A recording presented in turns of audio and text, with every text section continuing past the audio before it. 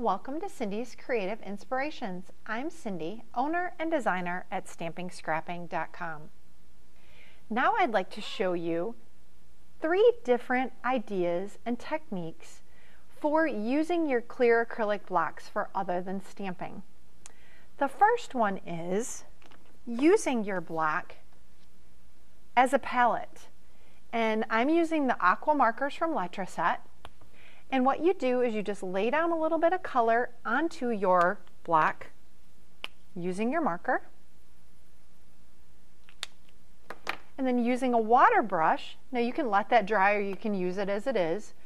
Using a water brush, just pick up a little bit of color and you're able to color in your project. Pick up a little bit of the other color.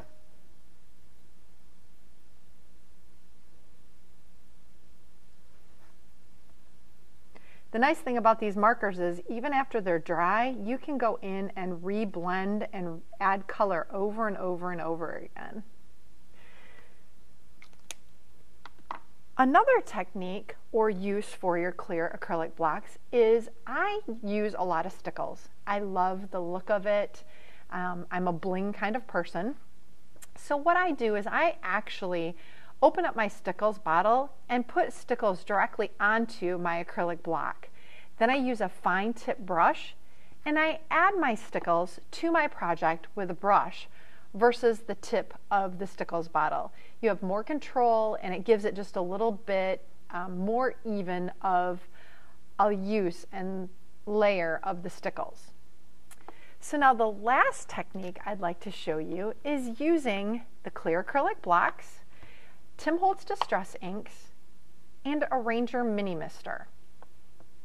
Now you can use, I'm going to use this shape and I'm also going to use this shape, but you can use any shape. You can use a full big one like this to do a complete background, but I just want to show you this. So what you want to do is take your distress ink, and I'm using Festive Berries and Evergreen Bough from the Winter Distress inks, and directly place your pad onto your acrylic block. Then using the other color, now take your Ranger mini mister and you're going to just lightly spritz that and stamp down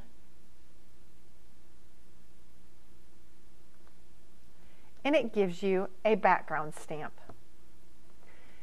Now that was using a little more water. This is using a little less water. Now let me use a different shape. This time I'm going to use just the Festive Berries and I'm going to ink up the circular or the flower shape. Again, spritzing it with just a little bit of water and stamp it down.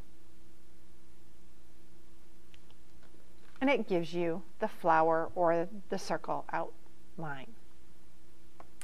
I hope you've enjoyed learning just a few fun techniques to use for your clear acrylic blocks other than stamping. Happy creating! Thanks for watching. All of these items can be found on stampingscrapping.com.